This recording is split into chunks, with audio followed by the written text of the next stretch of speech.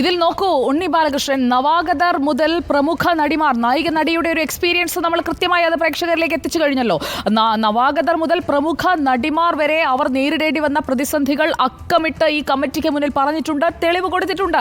അപ്പോൾ കോഴിയെ കട്ടവന്റെ തലയിൽ പപ്പുണ്ട്. അപ്പോൾ അതൊക്കെ വീട്ടിലിരുന്ന് പലരും ഇപ്പോൾ തപ്പി നോക്കുന്നുമുണ്ടാകും ഉണ്ണി ബാലകൃഷ്ണൻ. ആ പേരുകൾ ഇപ്പോൾ മറച്ചു വെച്ചുകൊണ്ടുള്ള റിപ്പോർട്ടാണെങ്കിലും ആ പേരുകാർക്കെതിരെ പരാതിപ്പെടാൻ എത്ര വർഷം കഴിഞ്ഞിട്ടായാലും, അങ്ങ് പറഞ്ഞതുപോലെ ഗൈഡ് ലൈൻസ് അങ്ങനെയാണ്, എത്ര വർഷം കഴിഞ്ഞിട്ടായാലും താൻ നേരിട്ടതൊരു പീഡനമാണ് എന്ന ഒരു സ്ത്രീക്ക് തുറന്ന് പരാതിപ്പെടാൻ ധൈര്യമുണ്ടെങ്കിൽ, അതിനൊരു സപ്പോർട്ട് സിസ്റ്റം അവർക്കൊപ്പം നിൽക്കുന്നുണ്ടെങ്കിൽ ആ കൃത്യമായ കേസ് അന്വേഷണത്തിലേക്ക് കാര്യങ്ങൾ പോകും. വഴങ്ങാത്തവരെ ഭീഷണിപ്പെടുത്തുകയും ഒറ്റപ്പെടുത്തുകയും ചെയ്യുന്ന ഒരു സാഹചര്യം ഇനിയും സിനിമാ മേഖലയിൽ നിലനിൽക്കണോ എന്ന ചോദ്യമാണ്.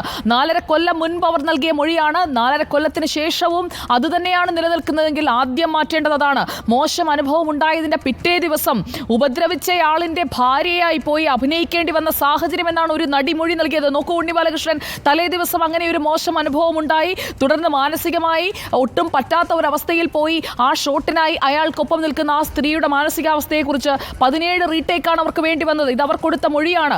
അപ്പോൾ ഇങ്ങനെ സംഭവിക്കുമ്പോൾ സംവിധായകൻ എന്താണ് പറയുന്നത്? വിമർശനമാണ്, അല്ലാതെ ഇവരുടെ ഒരു മെന്റൽ കണ്ടീഷൻ എന്താണ് എന്ന് മനസ്സിലാക്കാൻ പോലും ആരും തയ്യാറാകുന്നില്ല. ചൂഷണത്തെ എതിർത്താൽ പിന്നെ ആ നടിയെ വിളിക്കില്ല, അതാണ് സാഹചര്യം. കലയോട് ആഭിമുഖ്യമുള്ളവരാണെങ്കിൽ പോലും, കഴിവുള്ളവരാണെങ്കിൽ പോലും ഈ ചൂഷണം നിശബ്ദമായി സഹിക്കേണ്ടി വരുന്ന ഒരു സാഹചര്യമുണ്ട്. അത് കുറച്ചുകൂടി ഗ്രേവ് ആയിട്ടുള്ള ഒരു ഒഫൻസ് ആണ്. ചൂഷണത്തിന് വിധേയയാക്കിക്കൊണ്ടിരിക്കുകയാണ് നിങ്ങൾ ഒരു സ്ത്രീയെ എങ്കിൽ നിങ്ങൾ ചെയ്യുന്നത് ക്രിമിനൽ കുറ്റമാണ്. അത് ഈ സിനിമാ മേഖലയിലുള്ള ആളുകൾക്കൊക്കെ ഒന്ന് സർക്കാർ പറഞ്ഞു കൊടുക്കുകയെങ്കിലും ചെയ്യണ്ടേ ഉണ്ണി ബാലകൃഷ്ണൻ? ഇവിടെ സുജയ, KB വത്സലകുമാരി പറയുന്നൊരു കാര്യമുണ്ട്. അവരുടെ ഒരു പ്രത്യേക നോട്ടായിട്ട് പറയുന്നൊരു കാര്യം, it was very painful to hear some incident narrated by witness. ഈ സാക്ഷിമൊഴി നൽകാൻ വന്ന ചില ആളുകൾ പറഞ്ഞിട്ടുള്ള കാര്യങ്ങൾ അങ്ങേയറ്റം ദുഃഖത്തോടു കൂടിയാണ് കേട്ടത് എന്ന് അവർ പറയുന്നു. അതിനകത്ത് അവർ പറയുന്നൊരു വളരെ പ്രധാനപ്പെട്ട കാര്യം, these are people whom the society looks up to with great reverence and admiration. ആരെക്കുറിച്ചാണ് ഈ വിറ്റ്നസ്, ഈ പറയുന്ന സാക്ഷികൾ വന്ന് പറഞ്ഞിരിക്കുന്നത്? നമ്മുടെ സമൂഹം വലിയ ആരാധനയോടുകൂടി, വലിയ ബഹുമാനത്തോടുകൂടി കാണുന്ന ചിലരെക്കുറിച്ച് കേട്ട കഥകൾ അങ്ങേയറ്റം വേദനിപ്പിക്കുന്നതായിരുന്നു എന്നാണ് KB വത്സലകുമാരി പറയുന്നത്. എന്നിട്ട് അവർ പറയുന്നു, incident by incident as the narration progressed many icons started crumbling എന്നാണ്. അതായത് ഓരോരോ കാര്യങ്ങൾ പറഞ്ഞു വരുമ്പോൾ, ആ നറേഷൻ അങ്ങനെ പ്രോഗ്രസ് ചെയ്യുമ്പോൾ മെനി ഐക്കോൺസ് സ്റ്റാർട്ടഡ് ക്രംബ്ലിംഗ്, അതായത് വിഗ്രഹങ്ങൾ തകർന്നുടയുന്നു എന്നാണ്. ഈ ഐക്കൺസ് എന്ന പ്രയോഗം ചെറിയ പ്രയോഗമാണോ? അതെന്തായാലും ഒരു ജൂനിയർ ആർട്ടിസ്റ്റ് ആയിരിക്കില്ലല്ലോ. ഇപ്പൊ പുതുതായിട്ട് വന്നൊരു ജൂനിയർ ആർട്ടിസ്റ്റ് മാത്രമേ നല്ല ഉണ്ണി ബാലകൃഷ്ണൻ, ഈ 15 അംഗ സംഘത്തെ നിയന്ത്രിക്കുന്നവരൊക്കെ ടവറിംഗ് പേഴ്സണാലിറ്റീസ് ഓഫ് മലയാളം സിനിമയാണ്. അങ്ങനെ തന്നെ നമുക്ക് പറഞ്ഞു പോകാം ഉണ്ണി ബാലകൃഷ്ണൻ. അതെ, അപ്പം നിശ്ചയമായിട്ടും അതുകൊണ്ടാണ് ഈ പറയുന്നത് ഐക്കൺസ് ആർ ക്രംബ്ലിംഗ് എന്ന് പറയുമ്പോൾ എന്താണ്? വിഗ്രഹങ്ങൾ ഉടഞ്ഞു വീഴുന്നു. വിഗ്രഹം എന്ന് നമ്മൾ പറയുന്നത് ആരെയാണ്? എങ്ങനെയാണ് വിശേഷിപ്പിക്കുക? എന്നെ ഒരു വിഗ്രഹമെന്നോ അല്ലെങ്കിൽ വേറൊരാളൊരു വിഗ്രഹമെന്നോ പറയാറില്ല. മറിച്ച് ഒരു മേഖലയിൽ ഏറ്റവും കരുത്തരായി നിൽക്കുകയും അവരുടെ പ്രതിഭ തെളിയിക്കുകയും അങ്ങനെ ജനങ്ങളുടെ പ്രീതിയും ബഹുമാനവും സമ്പാദിക്കുകയും ചെയ്യുന്ന മനുഷ്യരെയാണ് നമ്മൾ വിഗ്രഹമെന്ന് വിളിക്കുക. അത് രാഷ്ട്രീയത്തിലാണെങ്കിലും നിയമത്തിലാണെങ്കിലും അല്ലെങ്കിൽ സാമൂഹ്യ പ്രവർത്തനത്തിലാണെങ്കിലും പരിസ്ഥിതി പ്രവർത്തനത്തിലാണെങ്കിലും ഒക്കെ ഒരുപാട് വിഗ്രഹങ്ങളുള്ളൊരു സമൂഹമാണ് നമ്മുടേത്. സിനിമാ ഇൻഡസ്ട്രിയിലും അത്തരം വിഗ്രഹങ്ങളുണ്ട്. അപ്പോൾ ആ വാക്ക് KB വത്സലകുമാരി ഒരു IAS ഓഫീസറാണ്, വലിയ ദീർഘമായി കേരളത്തിൽ സേവനമനുഷ്ഠിച്ചിട്ടുള്ള വളരെ അനുഭവ പരിചയമുള്ള ഉദ്യോഗസ്ഥയാണ്. അവരൊരു വാക്കെഴുതുമ്പോൾ നിശ്ചയമായും വളരെ കരുതലോടുകൂടിയാണ് എഴുതുക. അതുകൊണ്ട് വിഗ്രഹങ്ങൾ ഉടഞ്ഞു വീണു എന്ന് പറയുമ്പോൾ ആരെയാണ് വത്സലകുമാരി ഉദ്ദേശിച്ചിട്ടുള്ളത് എന്ന കാര്യത്തിൽ ഇനി ആർക്കെങ്കിലും തർക്കമുണ്ടോ?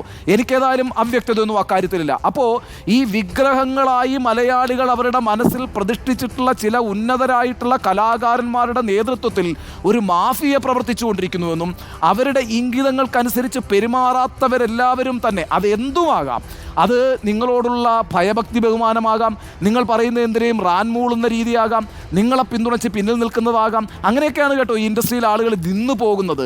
ഒരു സൂപ്പർ താരമുണ്ടെങ്കിൽ ആ സൂപ്പർ താരത്തിൻ്റെ പ്രീതി പിടിച്ചുപറ്റി അദ്ദേഹത്തിനൊപ്പം നിന്നാൽ മാത്രമേ അവസരങ്ങൾ ലഭിക്കൂ എന്നുള്ളത് കൊണ്ട് എന്ത് വിട്ടുവീഴ്ചയ്ക്കും പെട്ടിയെടുപ്പുകാരെന്നൊക്കെ പറയുമല്ലോ നമ്മൾ, രാഷ്ട്രീയത്തിൽ പെട്ടിയെടുപ്പുകാരെന്നൊരു പ്രയോഗമുണ്ട്. അതുപോലെ ഈ ഇൻഡസ്ട്രിയിലുമുണ്ട് പെട്ടിയെടുപ്പുകാർ. അപ്പോൾ അങ്ങനെയൊക്കെയുള്ള ആളുകൾ നിലനിൽക്കുന്നത് അല്ലെങ്കിൽ അഥവാ അവരെ നിലനിർത്തണമെങ്കിൽ ഇവരുടെ കാരുണ്യം ഉണ്ടാകണം. അപ്പോൾ സെക്ഷൽ ഹരാസ്മെൻറ്റിനെ കുറിച്ച് മാത്രമല്ല ഞാൻ പറയുന്നത്, എല്ലാ അർത്ഥത്തിലും ഇത്തരത്തിൽ കാരുണ്യം പിടിച്ചുപറ്റി ഇവരുടെ എന്താ പറയുക, ഇവരുടെ പിണിയാളുകളായി നിന്നാൽ മാത്രമേ ജീവിതം മുന്നോട്ട് പോകൂ എന്നുള്ള അവസ്ഥയാണ് ഈ ഇൻഡസ്ട്രിയിൽ പല ആളുകളും അനുഭവിച്ചുകൊണ്ടിരിക്കുന്നത്. അതൊരു നഗ്നമായ യാഥാർത്ഥ്യമാണ്. അപ്പോൾ അതുകൊണ്ടാണ് ആ വിഗ്രഹങ്ങൾ ഉടഞ്ഞുപോയി എന്നാണ് വത്സലകുമാരി പറഞ്ഞിരിക്കുന്നത്.